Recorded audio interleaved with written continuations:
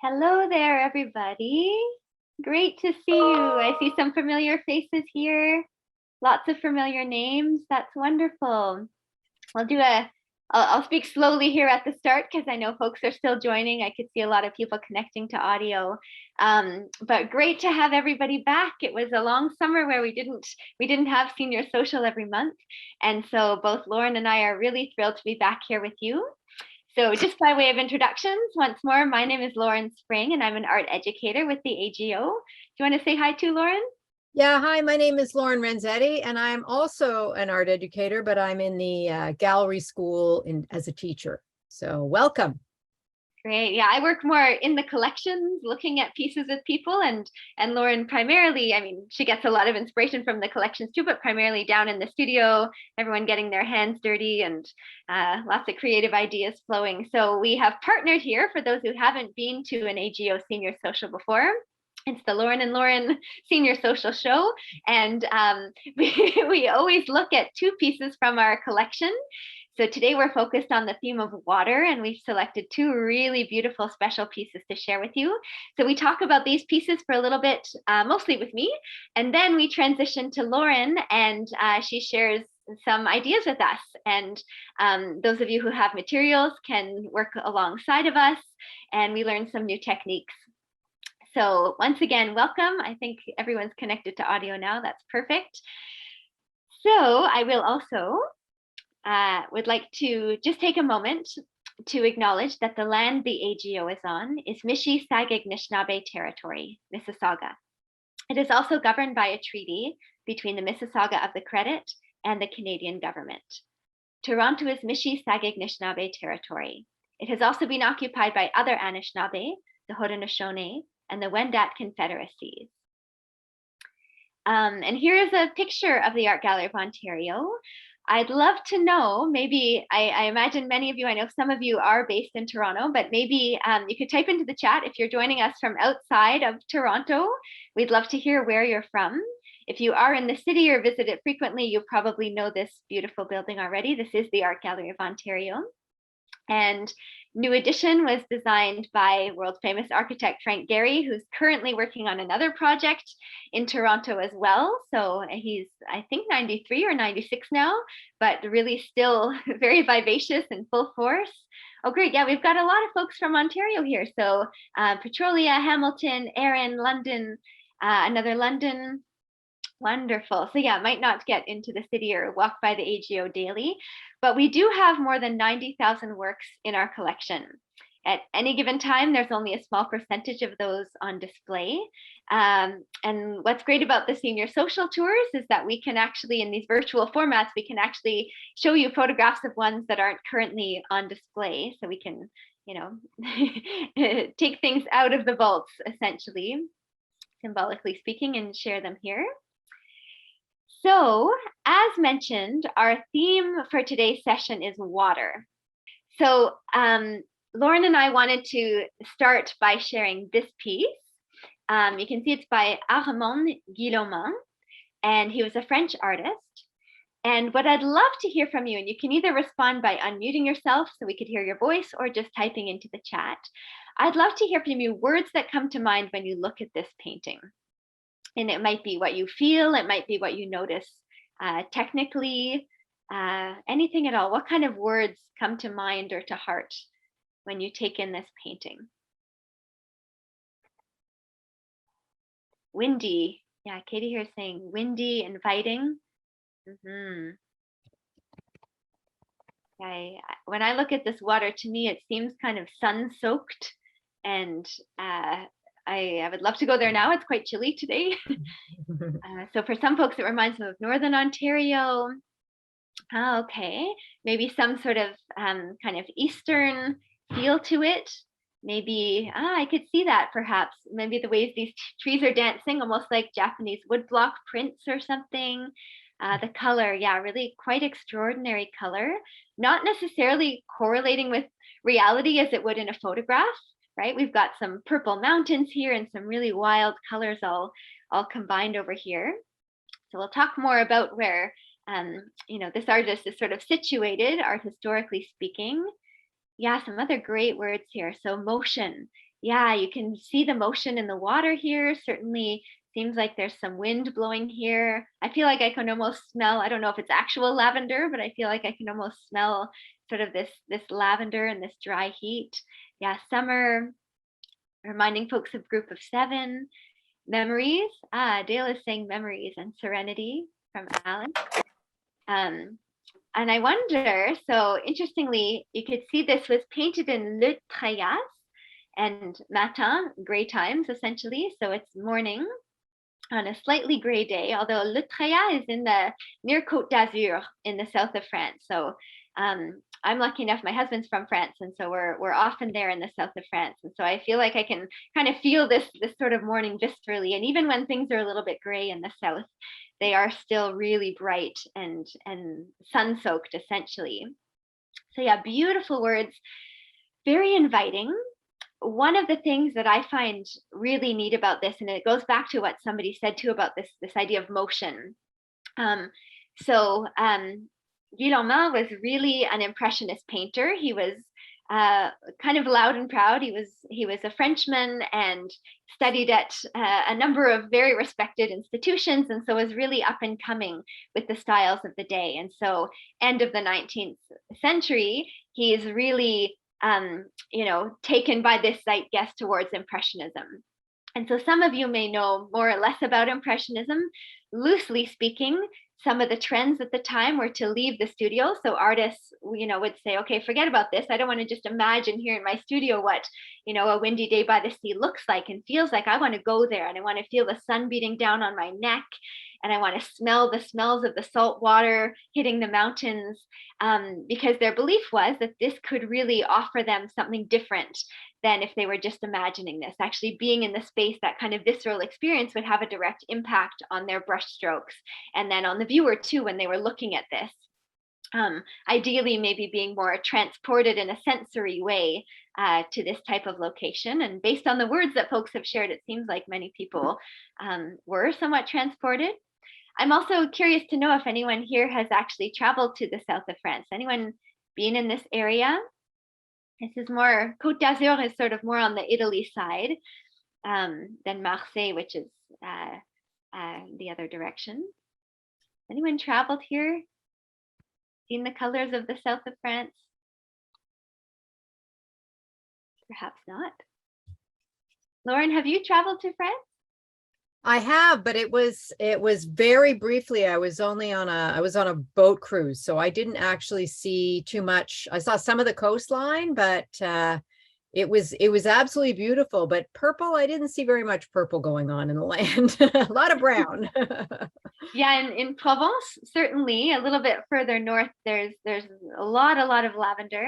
But yeah, and that's a great segue too. So this artist is considered an impressionist, and he did show at a number of impressionist salons. He started with the Salon des Refusés.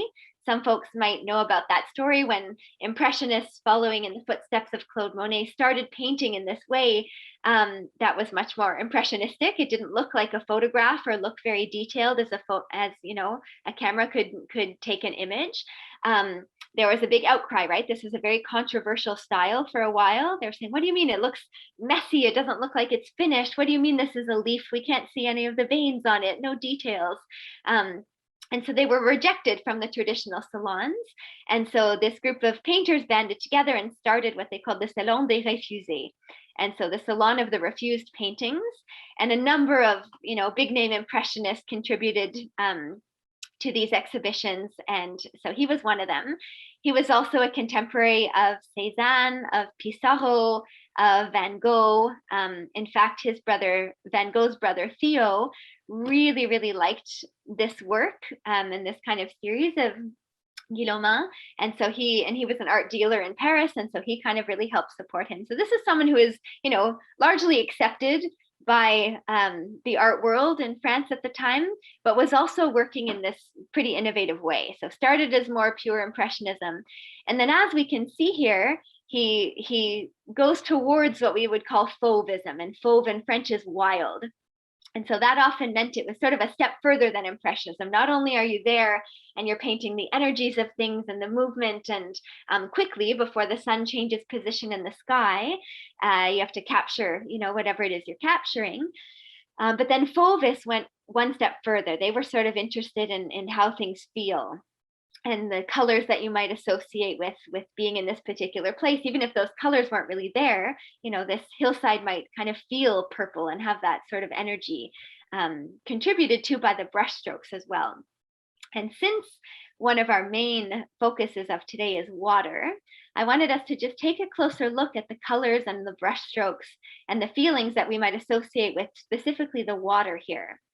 And so one of the neat things, and Lauren, you're welcome to chime in here because you know more of the technicalities, but one of the really beautiful things about this painting is that pretty much all of the colors that we see in the water are also reflected elsewhere in the painting. And so the color values here at the back, you can see where there's less direct movement further back here along the horizon, very much the same colors that you see reflected right here in the sky. And then, of course, that changes as we get closer to the shore and things get a little bit more wild and lappy. And do you want to add to that, Lauren? Yeah, sure. The other thing that I really like about this painting is the fact that it's very diffuse color in the very extreme distance, the hills that are behind the water on the horizon line, yeah, right there, still have that lavender and that sort of green cast to it. So it's pushed into the distance through adding a lot of white to it, right? And making it less complicated in terms of brush strokes than, say, the things in the foreground near the bottom of the page. So very neat distance in that piece.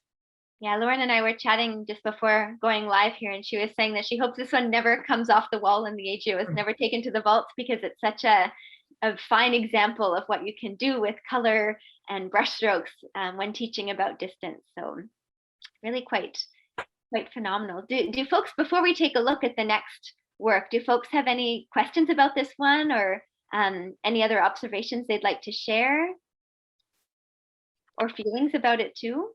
Some of you might not be moved. You might not love this style. We'd love to hear from you too, if that's the case.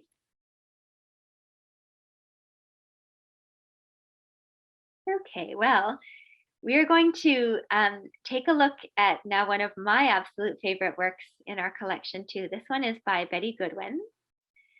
And again, we'll do what we did when we were first looking at the other work. I'd like for you to just put words into the chat. And again, this could be emotional words, how you feel when you look at it. It might be something technical you notice. Just general, if you were to describe it to someone who wasn't here looking at it with us, what kind of words would you use to describe this particular painting?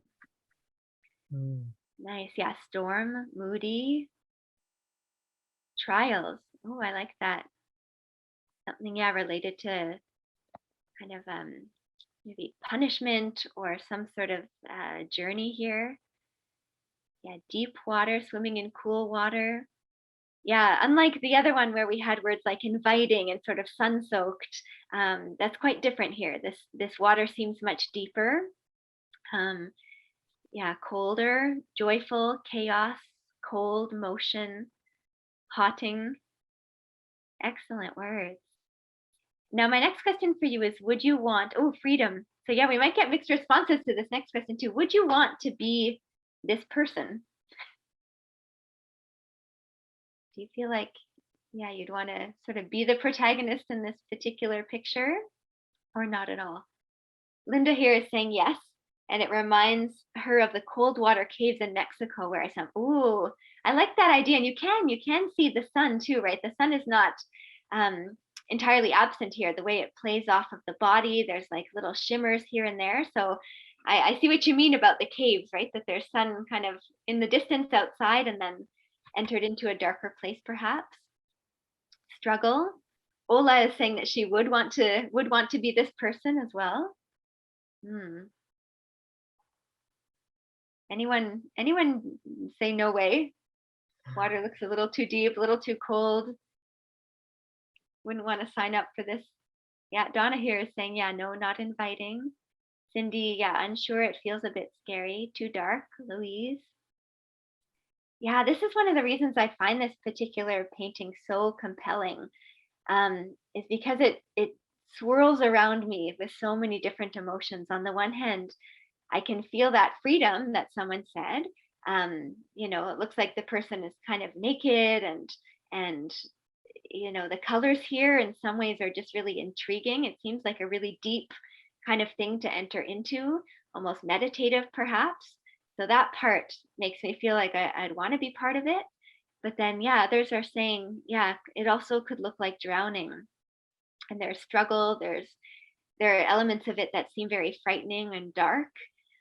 And I can see that too. And that's why I spend so much time with this work, because I just feel so conflicted about it. And to me, it's so much about life in general, because we do have that sort of brutal nature of life, right? The brutality of it, and the beauty of it all at once. And oh yeah, and Linda here is saying, yeah, you don't know how far the person has swum or how far they have to still swim, maybe to safety.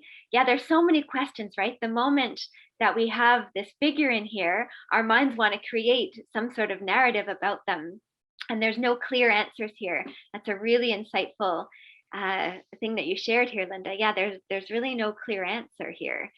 And Ola saying, yeah, that the use of light is reassuring. Alex saying at one with nature. Oh, that's interesting too, right? Because nature itself is often quite brutal and wild, and can sometimes feel unsafe and comforting at the same time. So I think that connection with nature is quite key too.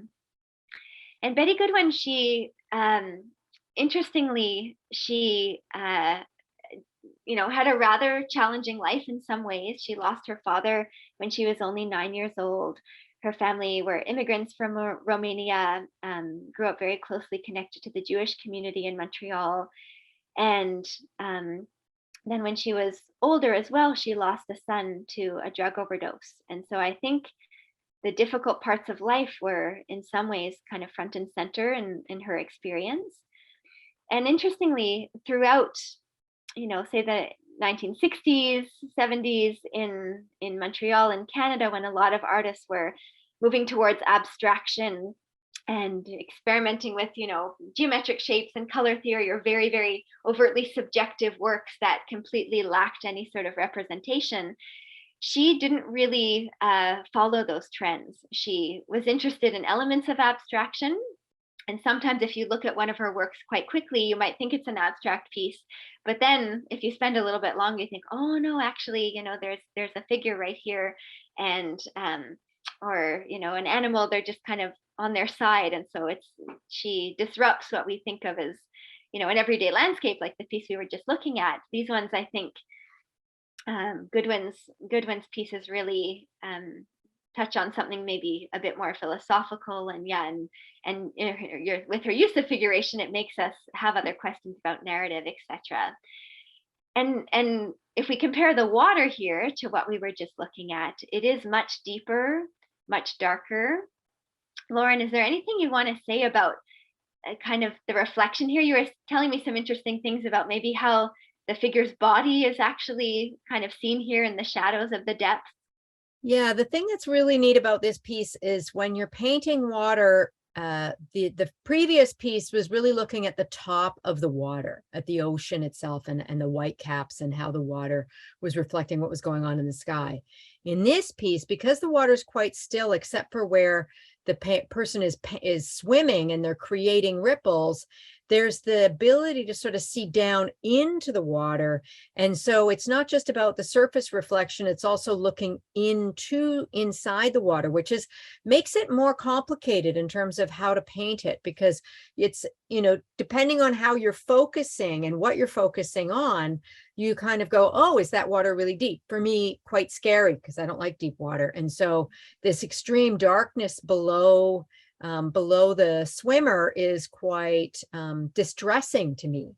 And then the other brown sort of marks that are near the very bottom kind of make me think that maybe it's not quite so deep there, and maybe there's some shoals or some plants or some growth going on. So there's reflection at the top, there's ripples with the paint, with the swimmer, and then also that looking down into calm water. There's a lot going on in the piece. It's very complicated because of that.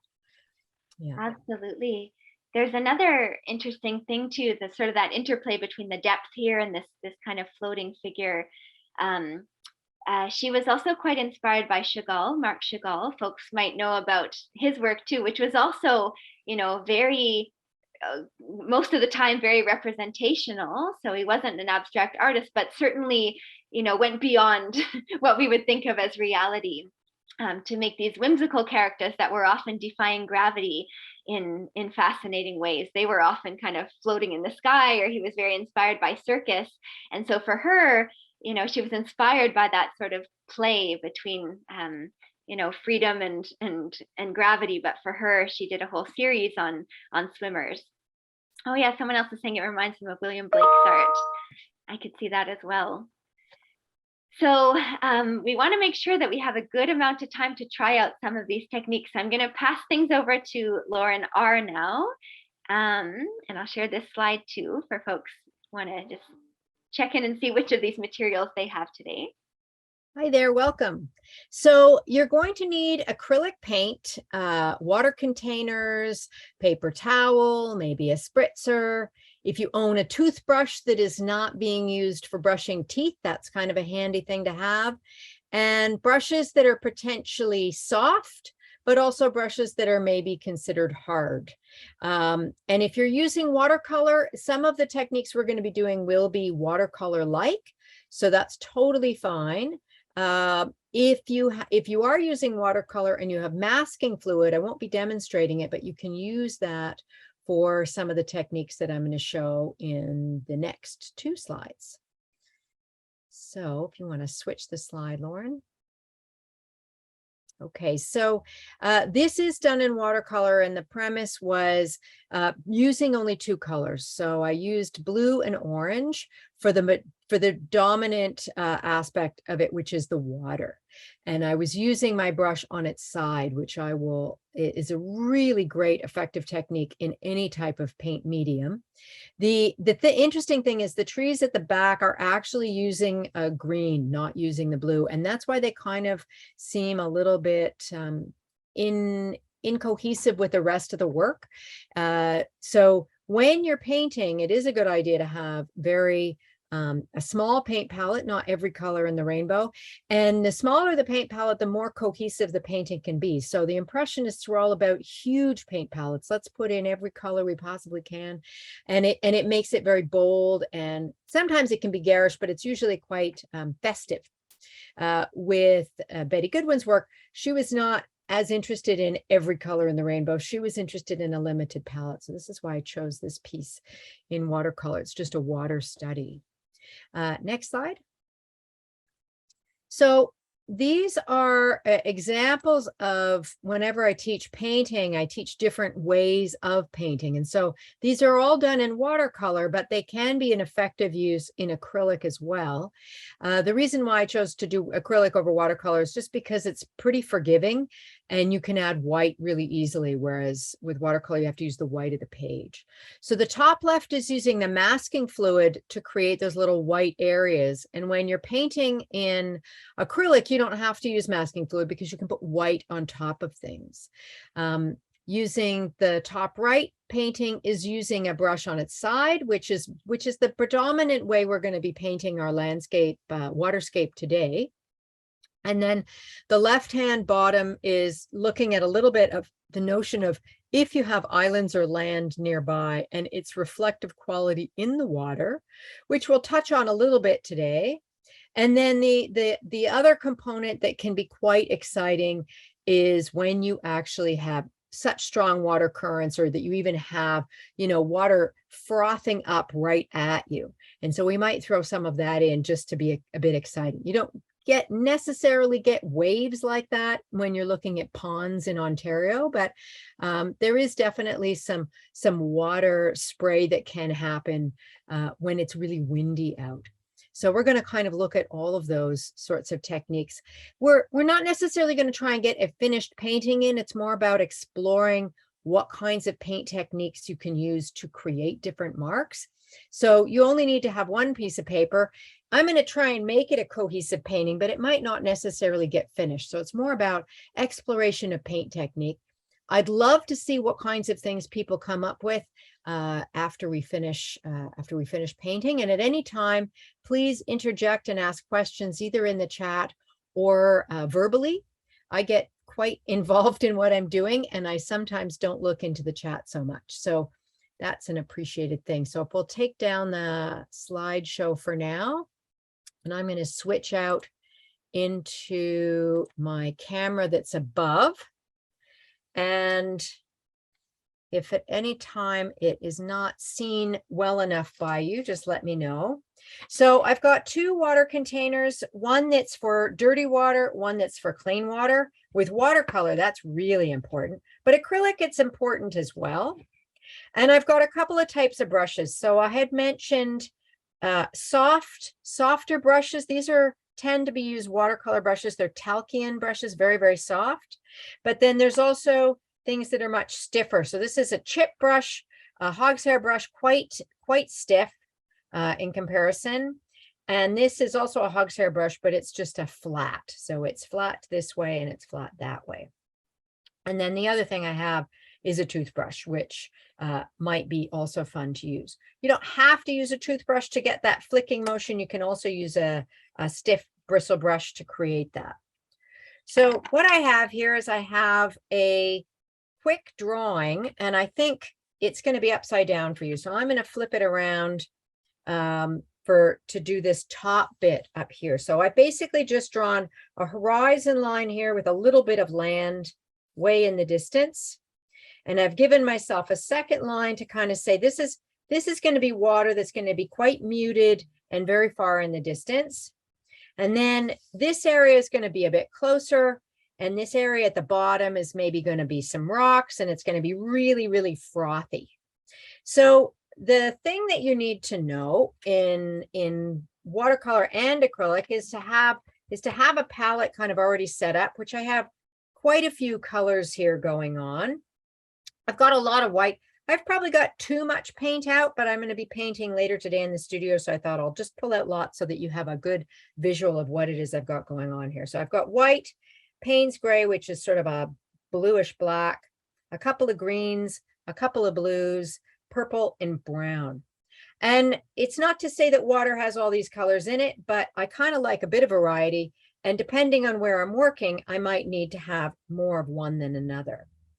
So the brush that I'm kind of starting off with is, there's two that I like to use. I really like to use round brushes when I don't, round soft brushes when I don't want to have tool marks. So tool marks happen a lot, especially with that first piece we saw.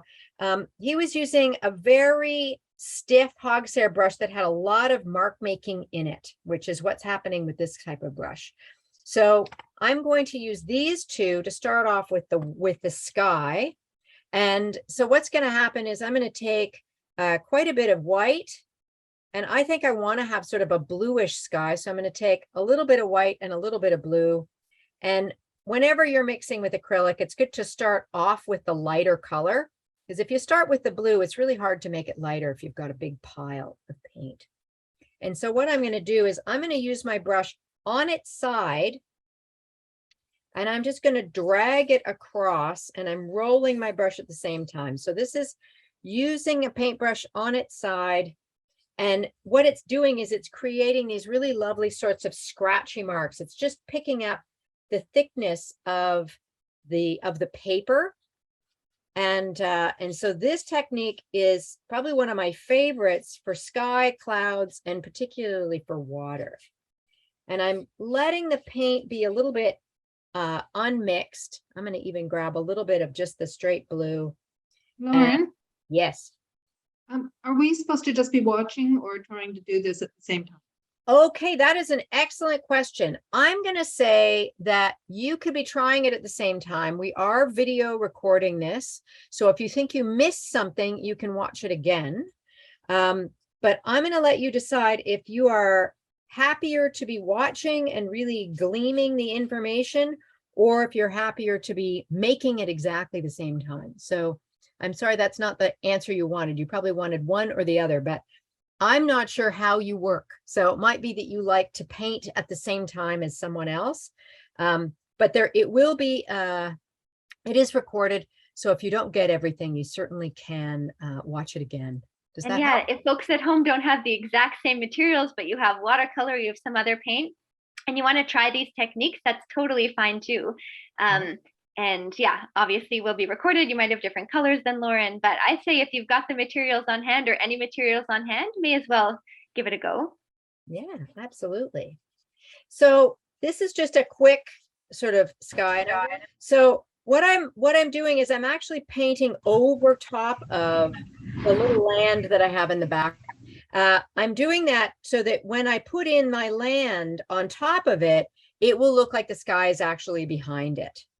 And so I'm going to use my dirty water to rinse out my brush, and I'm just tapping it so that it's not super wet. And I kind of want to be, I'm thinking a little bit impressionist. So I want to actually have sort of a purpley green mountainscape or a landscape in behind. And I do want it to be kind of in the distance. So I want to make it a little bit lighter. And so I've added a bit of white to that. And I want it to be kind of a little bit mucky because it is in the distance, and I want it to be similar in value to what's going on with the sky in behind, so that it's not so obvious what it is. And if it seems too light, you can always darken it up a bit, which seems too light for me. So I'm going to make it just a little bit. And the smaller you make this distant object, the further it will seem to be in the distance. And also the higher it is on your page, right? So I've got it pretty high on the page and it's not too big. And it doesn't have a lot of information, right? It really just has one color. So it's saying, hey, I might be a whole bunch of trees, but I'm really, really far away. And you can't tell that there's lots of trees or a bunch of trees or that it's actually just dirt. And so generally with landscapes or waterscapes, you kind of work from the top and you work your way down.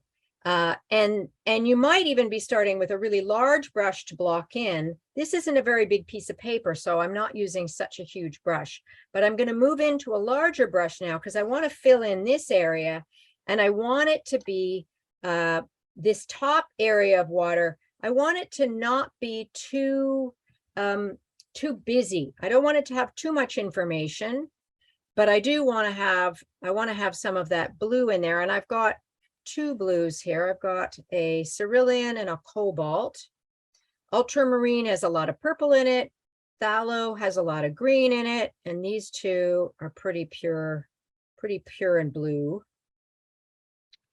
And so what I'm going to do is I'm using a bigger brush with a bit of water in it. And I'm going to do it on its side as well. But I don't want to have too many of these white caps happening in there, simply because it's really far in the distance. And if you've ever looked at water in the distance, it doesn't necessarily have a lot of information very far away. And so I'm going to put quite a bit more water in that and a bit more blue and white.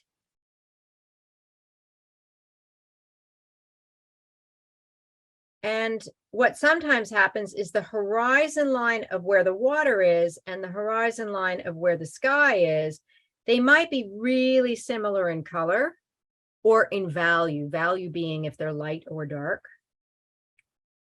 And that's one of the things that's kind of nice about distant seascapes. And what might also happen is there might be a little bit more darkness underneath where this water is right below the land.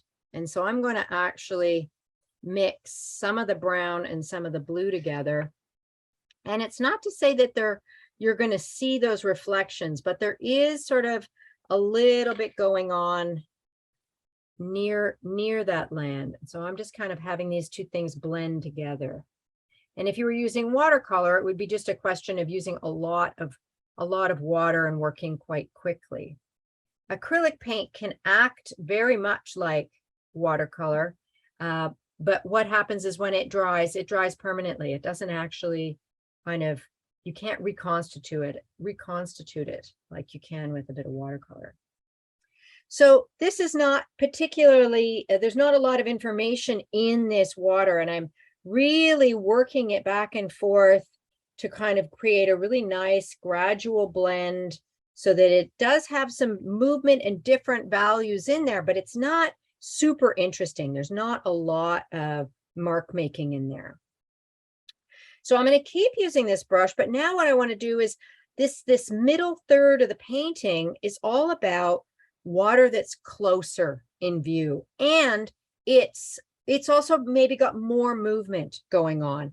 And so instead of using a paintbrush and really smoothing it in, I'm going to actually use paint where I'm not actually doing that, and I'm actually just going to lay on a little bit of thick white, and I'm keeping it kind of choppy in short strokes. And I'm not rinsing out my brush, and I'm putting in some of this blue, one of the blues in here as well. Now, working upside down, it's kind of creating a different mark than I was hoping for. So I'm, it's funny working upside down. All right. So what's going on now is I've got marks that are really quite separate from each other, and they're not that blended. And I have pretty raw color, like there's not a lot of mixing happening at this point.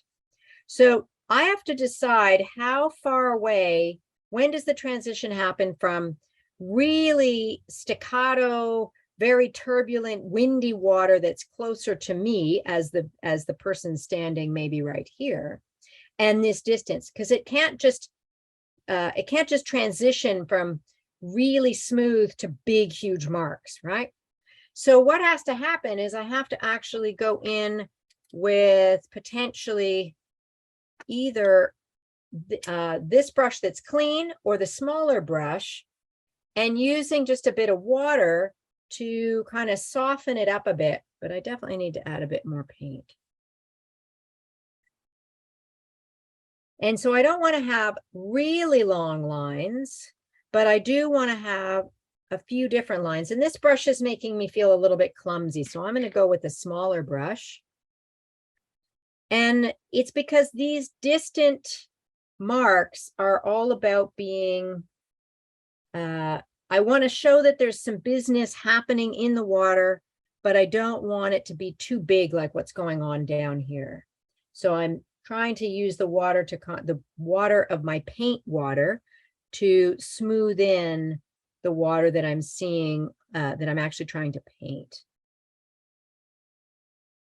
And one of the things that can happen with water is if we are looking at, I've got some examples here of some of the things that could be going on. So this photograph is quite turbulent water, but it's got a lot going on, right? It has a lot of white, and then it has these big chunks of the green and the blue in there, and the darks and the lights are really, really extreme. If I look at this one where I've got a sunset, the thing that's interesting is where the sun is, there's almost a line of yellow, and then the orange and the blue spread out. If we get to the sides here, it's more solid, right? So depending on where you're working, I've got a big white area here. I'm not putting in a sun necessarily, but I might want to have more white in that area to kind of just help say, well, maybe the clouds are in that area. So I'm kind of pulling that into this painting a little bit to just kind of reflect what's going on above. The reflections in the sky are really tricky if the water is extremely turbulent. The turbulence in water tends to be more about what's going on with the wind or tides or movement. So if you're doing a really, really calm waterscape, then you're going to see reflections of land, you're going to see reflections of what's going on in the sky. That kind of thing can happen. So I want to move into using this brush because it creates a really lovely mark making that is quite stiff. So I'm using it with not a lot of paint on it. And I want to kind of drag it, because what I want to have is I want to have white caps that are far away and quite small, because my bigger brushes just were not doing what I wanted it to do. And so I can have some of that hinted at inside this background. And so I'm using my brush really just on the very, very tip. I'm not dragging it so that it's flat-footed. I'm doing just the very, very tip of it. And so I have hardly any paint there. And so even in watercolor, you wouldn't be using very watery paint. You'd be using your source paint, which is, you know, maybe a little tiny bit sticky and gooey. And you would just be dragging your sticky oil painted hog's hair brush in the distance. So I'm going to put just a little bit of that with the dark and the light. And so it's all about sizes. Things that are far away might have longer lines, but really, really thin layers working this way. And as you get closer to the bottom of the page, the marks can be quite a bit bigger. So I want to put some of these bigger marks in. And I guess depending on how close you want it to be or how choppy you want the water to be, you can have really, really short strokes. Or if you're doing something where, you know, you're working in a landscape that's really far away and it's not so busy, the lines can be quite a bit longer. But I want to put in white caps. So because I want to put in white caps, I want to have really staccato-y dark marks in behind. And I think I'm even going to go so far as to add in some Payne's gray here to just have some really deep dark marks. The thing I really like about acrylic is it's trying to emulate oil paint. It doesn't do it very well because oil paint takes months and months and months to dry, and acrylic takes literally minutes. But it does have an ability to move that with watercolor. Once watercolors dries, it's really hard to do that movement unless you're painting wet into wet. So I'm putting in some extreme values, and I'm doing it in little sort of short dabs, and I'm putting it in a little bit of mark making in terms of like little staircases, because they do tend to like being related to each other. And the challenge with using black with this is it does tend to kind of go gray in the white areas.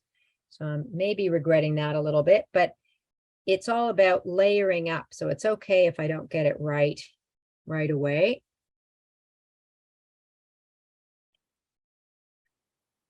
Okay.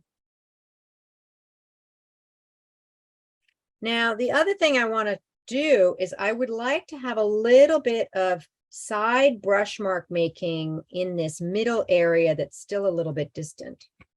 So I'm going to wash out my brush, and I kind of want to have a little bit of a green cast to it. So I'm going to put a bit of green paint in here. I want to have the Canadian content, which is kind of what happens in our lakes and rivers and streams and things. We have a lot of green algae and plant life. So I'm going to Can I ask you a question, Lauren? Yes, please. Obviously, you've been doing this kind of thing for years and years, so you have a kind of trust. I find myself as a, amateur artist, I don't feel brave enough to be like, oh, I'll put a little green here and just hope it works out. Any tips on how to learn to trust yourself, or do you just go bold and see if it works? And okay, so it's just like diving into that deep water, which is terrifying for me. It is all about, if it doesn't work out, you can paint over it. It's hard to do with watercolor, and that's why I didn't choose watercolor as the medium, because it's not forgiving. If you make a mistake, it can go horribly wrong really quickly. So I'm going to say, trust the fact that you're not going to drown in this water.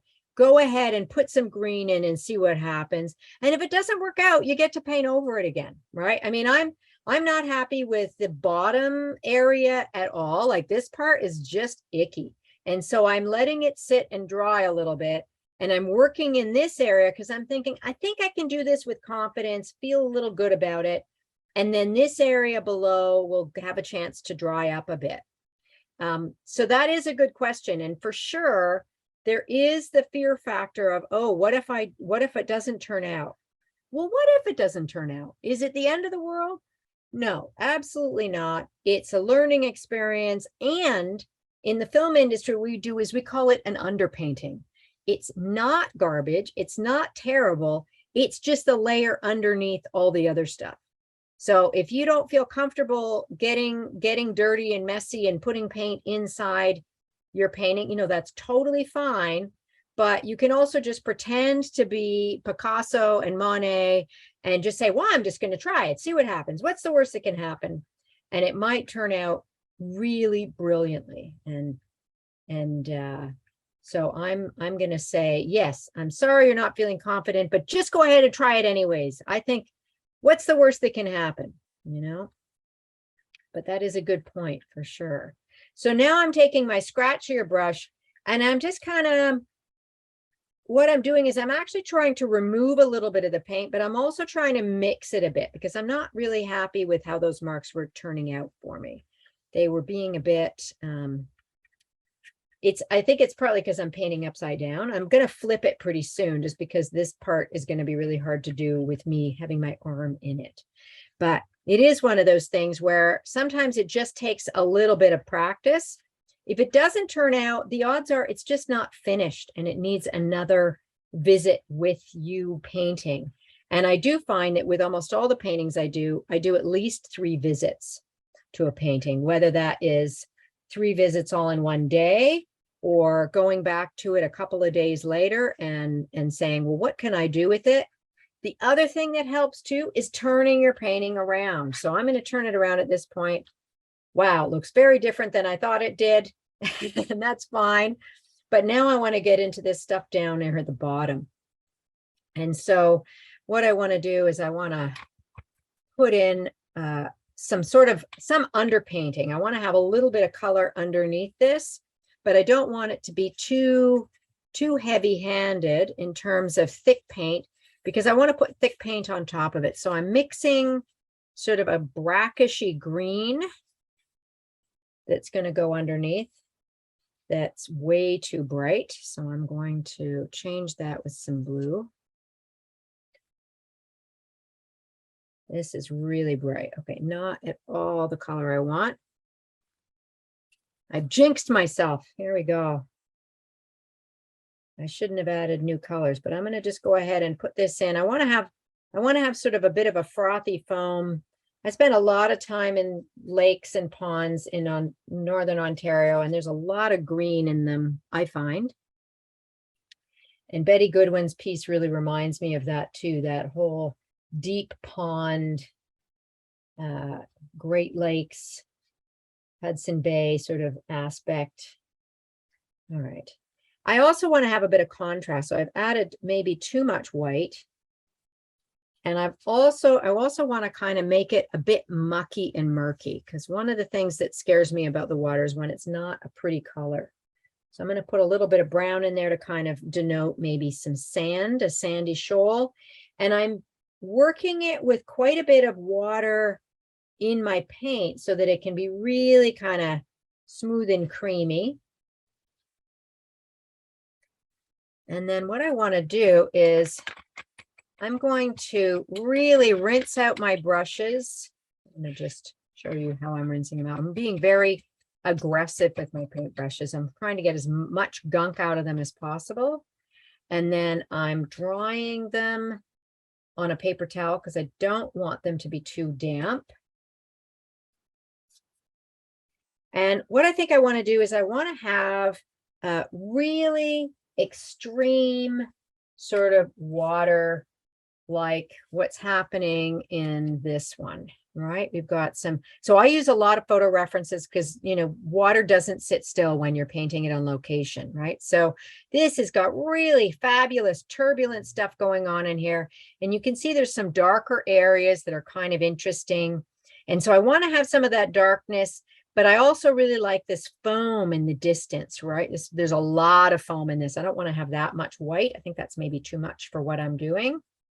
So this is an example of a watercolor that's got acrylic paint on top of it in here, right? So these are sort of, it doesn't really make sense because all this stuff shouldn't be right there. It should have all of this going right to the edge. It should sort of be more like, there's the edge right there. There's the water coming right up to the sand.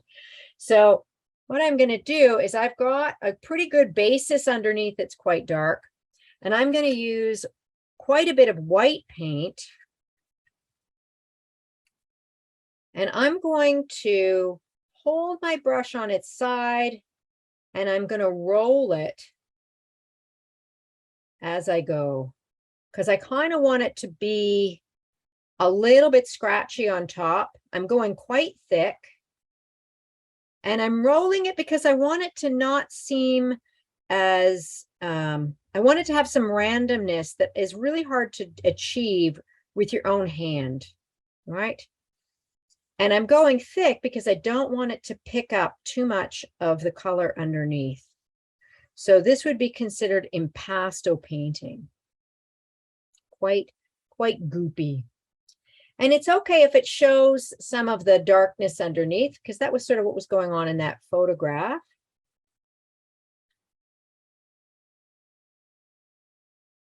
And it's really, I'm going to say it's really rolling in and cascading in here.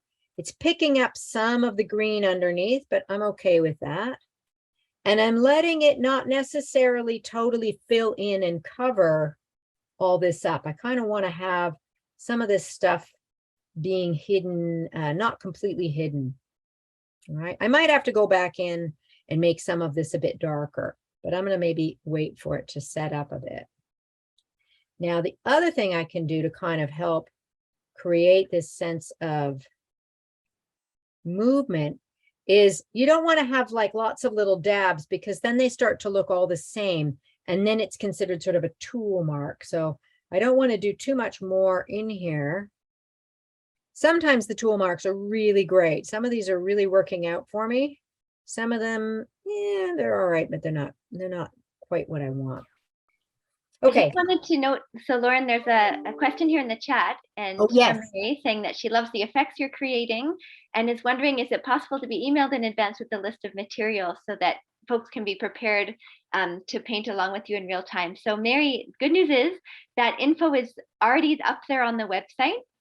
So whenever, and this is great, I imagine other people have the same question. So whenever you register for one of these senior social programs, we do include a list of materials under the description of the program so that you can see, I mean, sometimes they might change slightly, or Lauren might have some kind of fancy tool that most of us don't have at home. But for the most part, the materials that you might want to have on hand are listed there when you register. So yeah, do take another look at that. And we'll make sure that we do that going forward too. I must have missed that. I'll be sure to look for it next time. Thank you. Yeah, no problem, no problem. It is relatively new. Since we've had Lauren join us, we've become much clearer about the materials because she's a practicing artist. So yeah, I imagine many folks might have not realized that. So it is there for you. Yes, Great. thank you for that. And sometimes people don't scroll all the way down, depending on what platform you're using, if it's a computer or your phone or an iPad. And we're almost out of time. So I want to add, there's two sort of finishing touches. I added a rock while Lauren was talking, and that was just using a paintbrush and letting some of the white and blue get in there. But I'm also going to use a stiff bristle brush with just a bit of paint in it, and I'm going to tamp down. And so basically what I'm doing is a bit of a pounce. Now the challenge with this is that it will start to kind of create the same sort of size of thickness of mark making in terms of where the pouncing is happening. So I don't necessarily want to do too much of it with this, but this is maybe a brush you might have. The other thing you can do is you can take a toothbrush, you dip it in the water, tap it a little bit, take a tiny amount of paint. You don't need very much, so it's not as much as what you'd use for toothpaste. I've taken almost all the paint off. I'm going to tap it again with water, and I'm really tapping it hard because I don't want to have too much spray. And then I'm going to face it facing down because I don't want white freckles. And I don't want it to go too high, but I do want to have some sort of mark making happening here. So I'm blocking off sort of above, and I'm going really close to the page. And this is kind of what David Hockney liked to do with all of his paintings of being at the pool. And he would just do these big flicks of color. And the more you do, the closer you are to it, the closer they will be on the page. But what it's doing is it's immediately creating this sense of kind of, oh, it's so frothy, you can't even see behind it because it's just taking over, right? So I'm going to turn it around the right way around this time. And I mean, obviously, I'd like to spend a bit more time fine tuning this. And so what I will do is I'm going to work on it more, and I'll put it on the AGO Makes website in the Instagram. And so you can kind of see the finished work. And sometimes we actually have on our website a running commentary of people putting things on AGO Makes or AGO Toronto. And so you can do that too. Yes, you're more than welcome to. And Lauren, just noting, we just have about 3 minutes left. I'm not sure Right. if anyone else in share. the group would like to share their work with us. Yeah.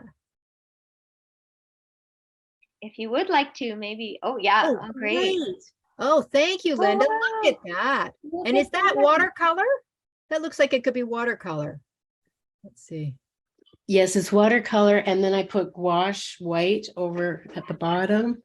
Great. Yeah. Maybe one more pass with the white in there and it'll really pop out. That's wonderful. Beautiful. I like that rocky shore too. Yeah. That reminds me of the sandbanks. It's great. Thank you. Lovely. Okay. Anybody else want to share? Thank you so much, Linda. We've got Kathy Hart here. Yeah. Oh, look at that. Oh, your sky is wonderful. Wow. That's great. I love that frothiness too, Lauren. That's such a cool technique that people have watched what you were doing and done so well on their own too. Yeah, that's That great. was really easy to do the way you showed. Thank It you. doesn't look like it was easy. That looks really, really good. Yeah. Okay. Okay, first of all, I'll start with some excuses. I didn't have all the colors. Okay. This And is I just, at the last minute, went and got some brown to add, but it's pretty terrible. But anyway, here you go. oh, that's not bad at all. I love the darkness nearby. It's almost like you're in, it's really deep water, really close to you, which is for me terrifying. But Yeah, kind of daunting, huh? Yeah, it's true. Yeah. That gives a really interesting effect. yeah, so much great movement in that. The water's lovely. Yeah. It looks better on the screen than it does. I'm feeling the same way. That's great. I think it looks really super. Anybody else? Oh, nice. Well, this is Alex's. Wow. Look at what's going on with that. Whoa. That's fabulous. I mean, that's Oh. almost a really lovely abstraction. I love it. Yeah, I feel like I'm entering into some kind of magical fairy tale with something Oh, is yeah. about to happen. He's even got paint on his hands. That's what we want. You were messy. That toothbrush effect, maybe. Oh, and Dale, this is really lovely too. Oh, I quite like that. That kind of reminds me of a Nakamura painting. Really beautiful color choices in there. Wow. Beautiful. Thank you so much. Holy moly, such brilliant work today. Look at Oh, this. and oh yeah, wow. Oh, look at how the waves are really creeping up on that right-hand side. That's so believable. That's Totally. just great. So one of the things that Ola's got is she's got some marks that are smoother down below where the water's really frothy. And that's the next thing I have to do with this is I have to soften my lower water froth. It needs to not be quite so crisp. So that's a gorgeous piece. I hope you put it on Instagram. That's great. Thanks. And that's watercolor. And it's watercolor. Well done.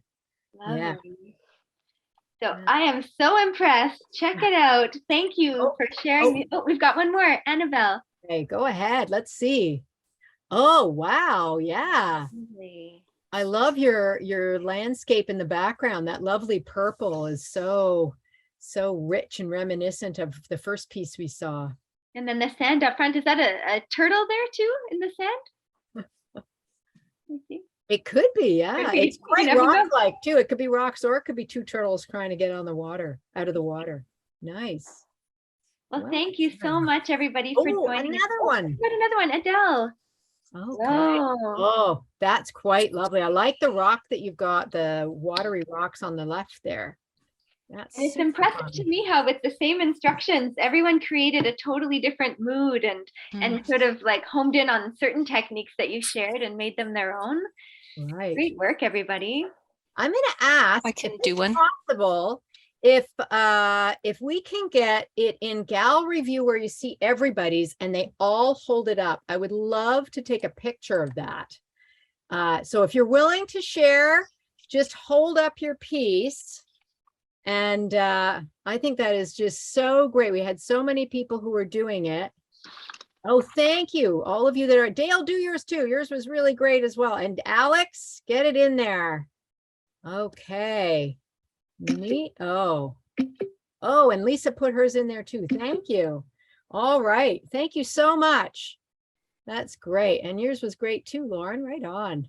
Oh, well, thank you. I'm much more impressed with our fellow painters here, but yeah, really, really amazed by all of these different moods you've created. I see the Toronto skyline there in Margaret, so different geographical locations of water too. This is just super. Thank you so much for joining us. Our colleague here behind the scenes has shared in the chat a link to the survey. We always love your feedback. These are going to be every month for now until this foreseeable future. And so we'd love to hear from you about what worked well for you, what you might want to explore in the future. So do fill those in if you can. And yes, thank you so much for being here, everyone. Thanks to my colleague Lauren as well, and all of your beautiful work. I'm going to leave this meeting very inspired. Okay, and Dale has a question. Dale, what's your I just wanted to ask where you find the recording. Okay, that's a good question. I believe that it is in the senior social and you just look under past senior socials. So you can actually see, I think there's maybe 10 there now. Okay. And look at all different kinds of ones. Yeah. Yeah, exactly. Okay. I'm just Thank on the you. page now and I can see, where you register, there's upcoming ones. And then underneath it says past events and you can access all of the recordings of previous ones there. Perfect. Thank you. Yeah. Thanks, everybody. Okay, you take care, and I'm glad that you guys learned some techniques, and feel free to take art classes at the AGO. I'm teaching intro to painting and contemporary painting and painting with Denise Tomasas's work. So if you want to be in a real space making art with me and many others, we would love to have you. And is that information on the Yes, AGO? it's under, yep, and it's under the Learn section, and just click under adults, unless you have children or grandchildren that you want to gift them with art classes. We have about 60 art classes going on starting September 27th. Oh, and there's the link, Learn and Make. Thank you for putting that in. That's great. Okay, I think we have to sign off now. Have a great afternoon, everyone. Take Thank care. you. Time.